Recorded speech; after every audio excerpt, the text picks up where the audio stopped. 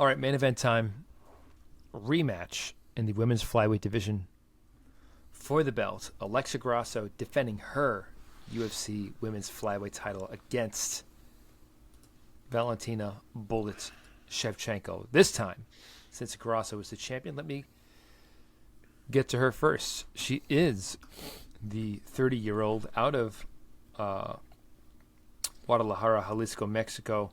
She's 16-3 as a pro with 10 decisions on her record, riding a 5-fight win streak, including her stunning victory over Shevchenko back in March of this year, in doing so capturing the title.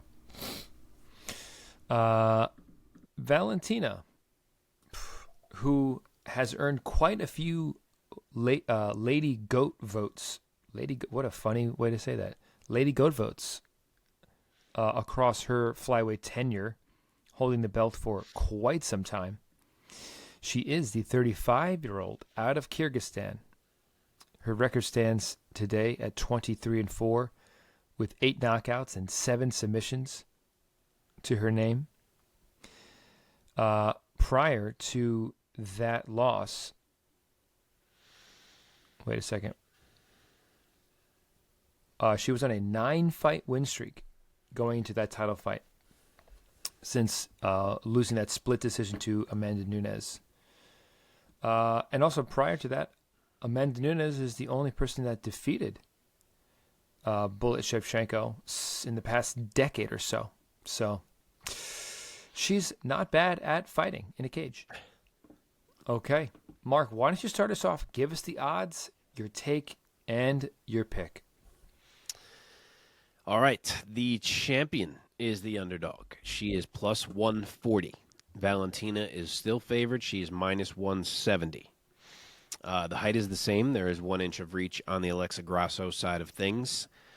I picked Valentina to win the first fight, admittedly without giving too much of a chance to Alexa Grasso. There you go. That's a perfect example. I gave way more of a chance to Sean Strickland than I gave to Alexa Grasso. That's how surprised I was when Alexa Grasso won that fight. And I'm going to have to really, I've had to reevaluate my view of Alexa Grasso a little bit.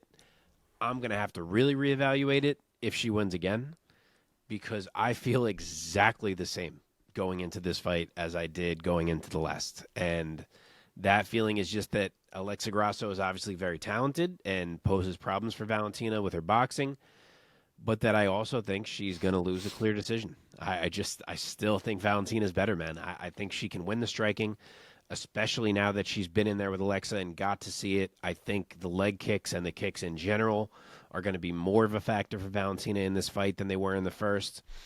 And I still think if the striking is too competitive, that Valentina can still look to take this thing to the ground and win it there like she did in the first fight. And I know you say, what do you mean she didn't win it in the first fight? She got choked out. But it was a freak finish that came out of nowhere. All of the actual grappling that happened prior to that was being won by Valentina. Don't forget, she won rounds 2 and 3 of that fight very clearly behind her grappling. So I think this fight's going to be more of the same, just without the crazy mistake and crazy finish. And, I don't want to say it's a mistake. I mean, it was unbelievable what Grasso did to get that finish. But I think this fight's going to kind of be more of the same, except without that, and with a little bit of improvement from Valentina in the striking exchanges. And I'm going to say she gets her belt back. Obviously she's getting older. You never know when the fall-off happens with these fighters, but I'm not ready to assume that just yet. So I will say she gets the belt back by UD and sends the crowd home in a bad mood. Oh, God. You're right about that. I agree.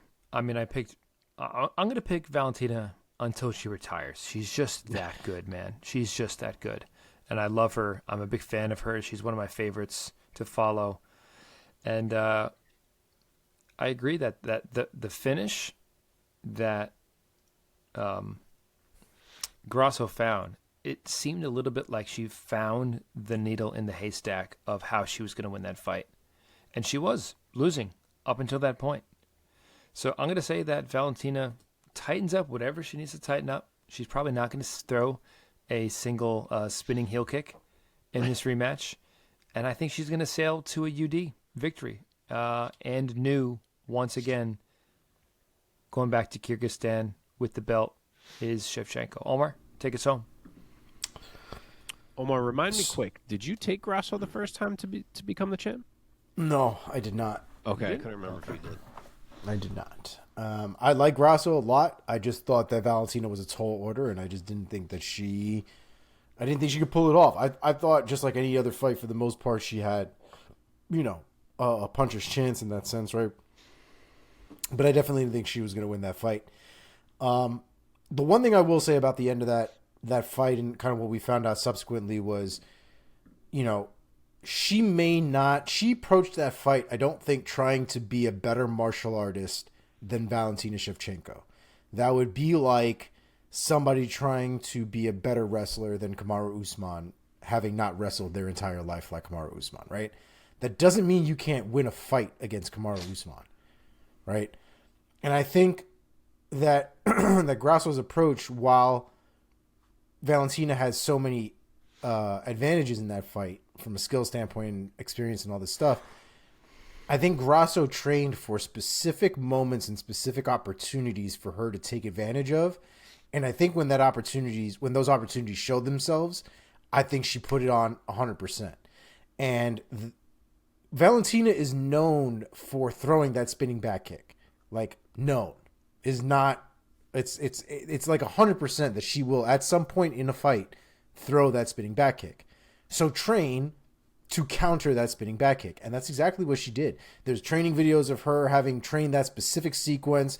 In a real fight, things went a little more haywire than when you're training, obviously, but the sequence was relatively the same. And I don't think it was a fluke that she got that moment.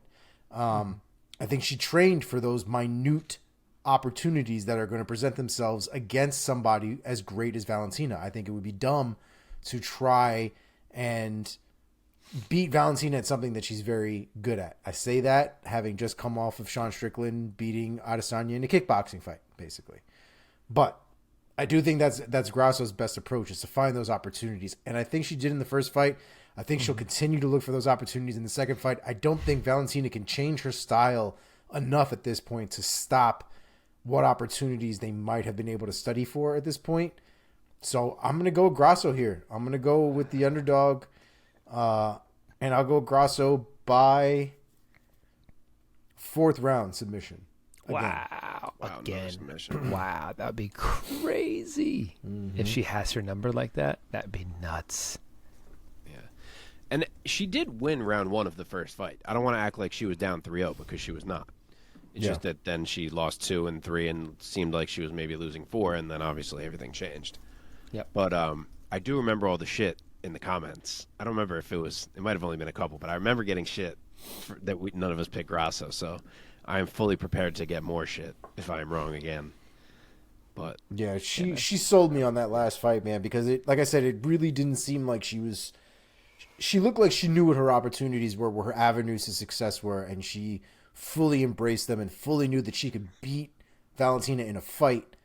Just may not be the best fighter the way that Valentina kind of is. Yep. Yeah.